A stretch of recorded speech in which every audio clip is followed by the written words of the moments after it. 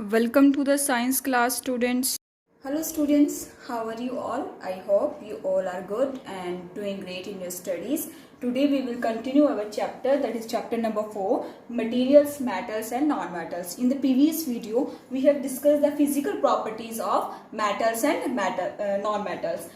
First of all, we have in the previous video we have discussed about malleability. Malleability क्या होती है? अगर हम कोई भी मेटल को अगर उसकी थिन शीट्स बना सके, शीट्स जो होती पतली पतली उसकी शीट्स बना सके तो उसे क्या बोलते हैं हम? ये उसकी क्या प्रॉपर्टी है? वो मेलिएबल है वो एलिमेंट, और उसकी जो प्रॉपर्टी है उस एलिमेंट की मेलिएबल हो जाने की, वो क्या है? प्रॉपर्टी क्या है? वो मेलिएबिलिटी। तो हमने फर्स्ट प्रॉपर्टी क्या है डिस्कस कर ली थी प्रीवियस वीडियो के अंदर। अब हम क्या करेंगे, और जितनी भी प्रॉपर्टीज हैं इसकी फिजिकल प्रॉपर्टीज मेटल्स और नॉन मेटल्स की, उसको डिस्कस करेंगे। एंड देन सेकंड प्रॉपर्टी क्या है मेटल्स एंड नॉन मेटल्स की? डक्टिलिटी। डक्टाइलिटी क्या होता है? अगर हम किसी भी मेटल का या नॉन मेटल का, दैट मीन्स किसी भी एलिमेंट की अगर हम क्या बना सके, थिन वायर्स बना सके, किसी भी हम लेते हैं मेटल और नॉन मेटल को और उसकी हम क्या बना ले, थिन वायर्स बने, पतली पतली क्या बना ले, पतली पतली वायर्स बना ले, जो हमारे यहाँ यूज होती हैं, जैसे इलेक्ट्रिसिटी कंडक्ट कराने के लिए होती है यूज। अगर हम वायर्स बना सके तो क्या प्रॉपर्टी है? डक्टाइलिटी। ठीक है, और जो एलिमेंट होगा वो कैसा होगा? वो होगा डक्टाइल। ओके, और ये प्रॉपर्टी क्या है? वो एलिमेंट तो होगा डक्टाइल, और वो प्रॉपर्टी क्या है? डक्टाइलिटी। बेस्ट डक्टाइल बताने हमें कौन से हैं? पहले हम देखेंगे मेटल्स में डक्टाइलिटी होती है या नहीं होती है, और नॉन मेटल्स में होती है या नहीं होती है। तो बेटा मेटल्स के अंदर डक्टाइलिटी जो प्रॉपर्टी होती है, वायर्स बनाने की प्रॉपर्टीज मेटल्स रखते हैं, लेकिन जो नॉन मेटल्स होते हैं, नॉन मेटल्स डक्टाइलिटी की प्रॉपर्टी नहीं रखते हैं। ठीक है, तो जो मेटल्स होते हैं वो बेस्ट डक्टाइल, अगर मैं मेटल्स में बेस्ट डक्टाइल देखो, सबसे अच्छा डक्टाइल कौन सबसे अच्छी वायर्स बना सकता है, तो वो है गोल्ड और सिल्वर। गोल्ड और सिल्वर की हम पतली पतली जो होती है तारे वायर्स बना सकते हैं, लेकिन हम नॉन मेटल्स की नहीं बना सकते। लेकिन गोल्ड और वायर की अगर हम क्या बना सकेंगे, अगर हम वायर्स बना लें और उनको इलेक्ट्रिसिटी उनमें से कंडक्ट कराने लग जाएं, तो गोल्ड और सिल्वर कितना महंगा होता है। इसीलिए हम क्या करते हैं, कॉपर की या फिर एल्यूमिनियम की वायर्स यूज करते हैं, वरना हम गोल्ड और कॉपर की सिल्वर की अगर यूज करेंगे तो ये सबसे अच्छी इलेक्ट्रिसिटी को कंडक्ट करेगा। ओके, जैसे कॉपर हो गया, एल्यूमिनियम हो गया, आयरन हो गया, मैग्नीशियम हो गया, टंगस्टन हो गया, सारे क्या करते हैं? डक्टाइलिटी को की प्रॉपर्टी को करते हैं, मतलब जो है क्या करती है, इलेक्ट्रिसिटी को ट्रांसफर करते हैं। ये प्रॉपर्टी होती है इनके अंदर, डक्टाइल। समझ गए? ठीक है, वायर बना सकते हैं हम उनकी, तो कॉपर की भी बना सकते हैं, एल्यूमिनियम की, आयरन की भी, मैग्नीशियम की, टंगस्टन। टंगस्टन कहाँ यूज होता है?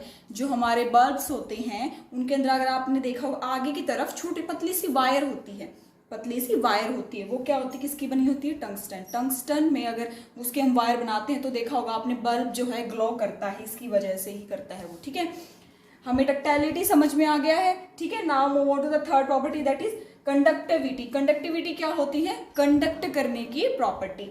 Allow heat and electricity to pass through them. अगर कोई भी एलिमेंट अपने अंदर से हीट, गर्मी को या फिर इलेक्ट्रिसिटी जो होती है उसको क्या करे, पास करा ले, अपने अंदर से कंडक्ट करवा ले, तो हम उसे क्या कहेंगे? वो कंडक्टिविटी होती है।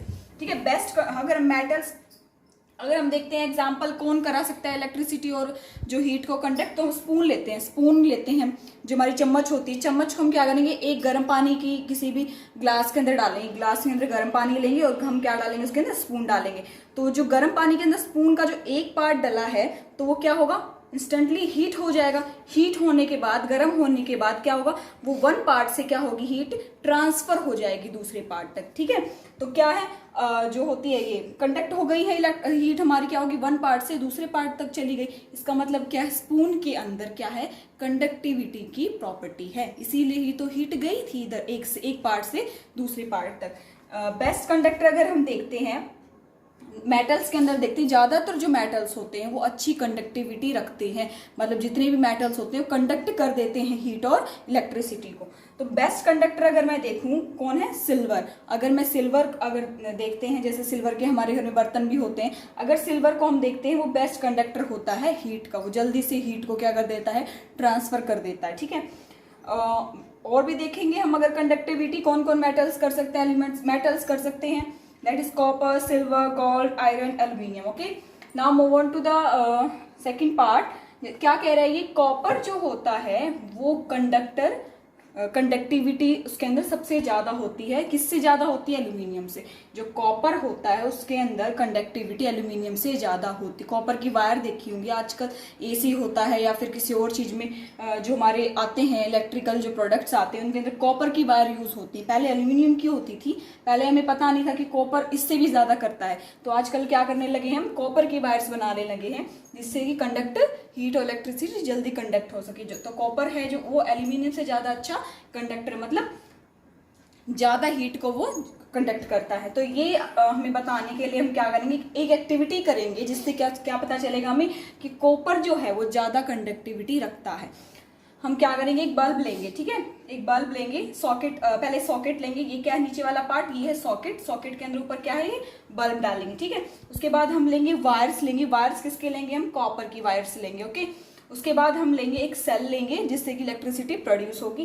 Then third part will be एक एल्यूमिनियम की हम फॉइल लेंगे, ओके। एल्यूमिनियम जो है, जो मेटल है हमारा, उसकी क्या लेंगे, एक पतली सी फॉइल लेंगे, ओके।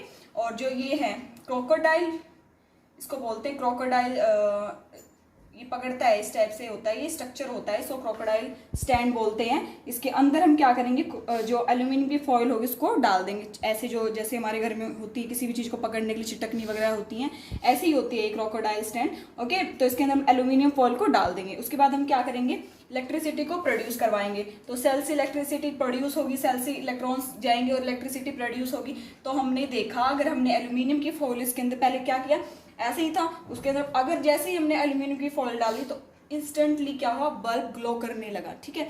उसके बाद हमने आयरन की फॉइल, एल्यूमिनियम की फॉइल को निकालकर हमने क्या डाला, आयरन की फॉइल को डाला। तो उसी टाइम आयरन की फॉइल डालते ही बल्ब था फिर से ग्लो करने लगा, ठीक है। इसका मतलब क्या है, उनके अंदर क्या है, कंडक्टिविटी की प्रॉपर्टी थी कि यहाँ से वो क्या क्या जो इलेक्ट्रिसिटी थी वो यहाँ से कंडक्ट होकर के दूसरे वायर के अंदर चली गई, ठीक है।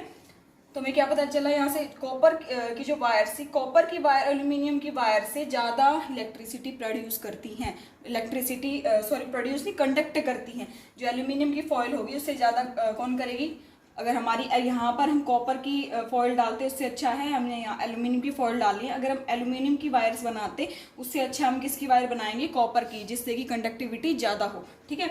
नॉन मेटल्स क्या होते हैं, वो बैड कंडक्टर होते हैं, मतलब वो इलेक्ट्रिसिटी को ट्रांसफर नहीं करते, कंडक्ट नहीं कराते हैं, दैट इज गुड इंसुलेटर्स। लेकिन वो क्या होते हैं, वो बैड कंडक्टर्स होते हैं लेकिन गुड इंसुलेटर्स होते हैं। इंसुलेटर्स का मतलब होता है वो इलेक्ट्रिसिटी, जो भी एलिमेंट अपने अंदर से इलेक्ट्रिसिटी को ट्रांसफर ना कराने दे, वो क्या होते हैं, इंसुलेटर्स होते हैं। इसका मतलब नॉन मेटल्स क्या है, गुड इंसुलेटर्स हैं but they are bad conductors, okay.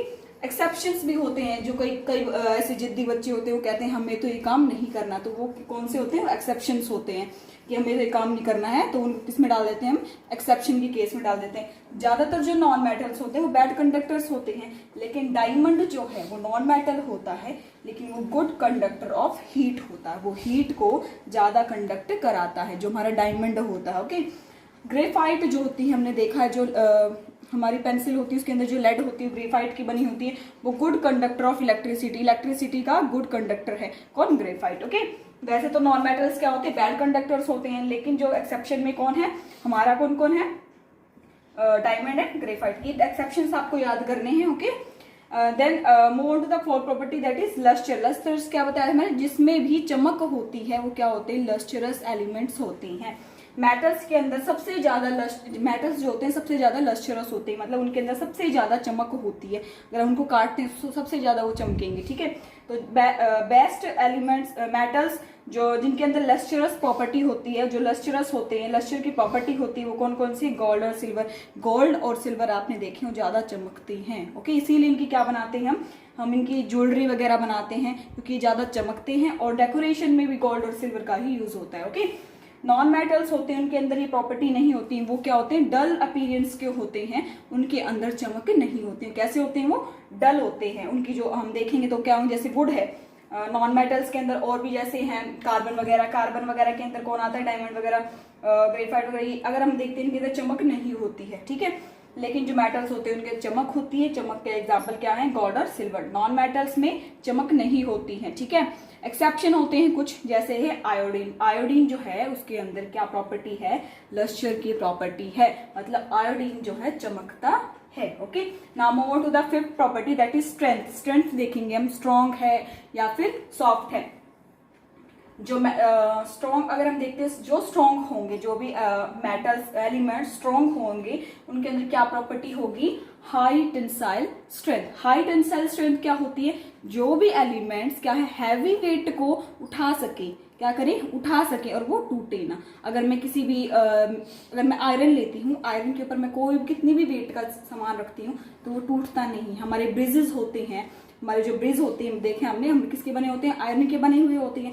वो कभी भी क्या नहीं करते हैं, टूटते नहीं। अगर हम उनके ऊपर हैवी वेट कितना भी कर दे, उनके ऊपर रख दे, वो क्या करते हैं, टूटते नहीं है। विदाउट स्नैपिंग का मतलब होता है ब्रेकेज, विदाउट ब्रेकेज वो क्या करें, वेट को होल्ड कर ले बिना टूटे हुए, ठीक है। उसके क्या मतलब उस बात का, वो क्या प्रॉपर्टी उनके अंदर, high tensile strength. High tensile strength का मतलब समझ गए, जो वेट को, हैवी वेट को होल्ड कर सकते हैं without breaking. Okay, now move on to the example of metals. Metals के अंदर हाई टेंसाइल स्ट्रेंथ होती है या नहीं होती है।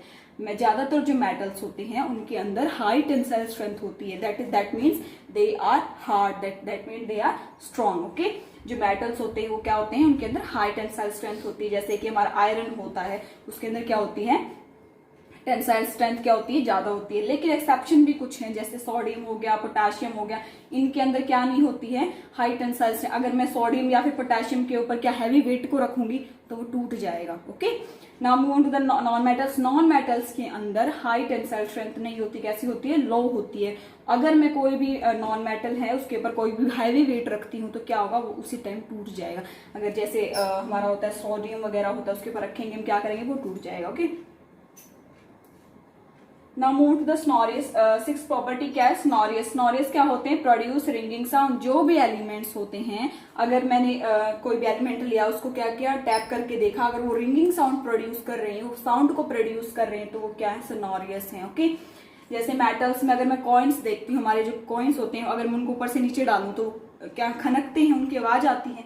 ऐसे ही मेटल के यूटेंसिल्स होते हैं, बर्तन जो होते हैं, वो भी क्या करते हैं, क्या करते हैं, रिंगिंग साउंड प्रोड्यूस करते हैं। हमारी जो स्कूलों में बेल्स होती हैं वो बजाते हैं ऐसे, एक मेटल को लेते, मेटल का बना हुआ होता है और दूसरी उसको क्या करते हैं, इसको मारते हैं, इससे कि हमें आवाज आती है। रिंगिंग कैसे साउंड प्रोड्यूस होती है, रिंगिंग साउंड प्रोड्यूस होती है। दैट मीन्स उन सब में क्या प्रॉपर्टी है, सोनोरियस की प्रॉपर्टी है, इसीलिए वो रिंगिंग साउंड प्रोड्यूस करें। नॉन मेटल्स जो होते हैं वो नहीं होते हैं। ऐसे जो सल्फर है, जैसे अगर मैं लूं, सल्फर क्या है, सोनोरियस प्रॉपर्टी उसके अंदर बिल्कुल नहीं होती। अगर मैं सल्फर को मारती हूँ तो क्या वो टुकड़ों में टूट जाएगा, ठीक है। क्या करेगा, सल्फर टुकड़ों में टूट जाएगा। इसका मतलब उसके अंदर क्या, सोनोरियस की प्रॉपर्टी नहीं है। ऐसे ही सल्फर के अंदर मैं देखती हूँ स्ट्रेंथ कैसी होती है, लॉ टेस्टाइन स्ट्रेंथ होती है। इसका मतलब क्या है, वो अगर मैं उसके ऊपर सल्फर के ऊपर कोई भी सामान रखूंगी, अगर कुछ भी रखूंगी, हैवी वेट रखूंगी, तो वो टुकड़ों में टूट जाएगा। Okay, now move on to the seventh property that is hardness. Hardness क्या है, that can not be cut easily. जो भी एलिमेंट्स कट नहीं हो सकते, दैट मीन्स वो हार्ड है, can not be cut easily. Hardness का मतलब हार्ड कौन से एलिमेंट्स होंगे, जो अच्छे, अगर मैं वो काटने चलूं तो वो कटे नहीं। मेटल्स जो होते हैं वो कुछ होते हैं हार्ड, कुछ नहीं होते। जैसे अगर मैं आयरन को लूं, आयरन को अगर मैं लेती हूं तो उसको मैं काटूंगी, अगर उसे तोड़ूंगी तो वो नहीं कटेगा, ठीक है। लेकिन अगर मैं एल्यूमिनियम का देखती हूँ, एल्यूमिनियम की जो फॉइल्स होती हैं, इस टाइप्स की फॉइल्स अगर मैं लूं और एलिमेंट उसको सीजर से काटने शुरू करूं तो वो कट जाती हैं।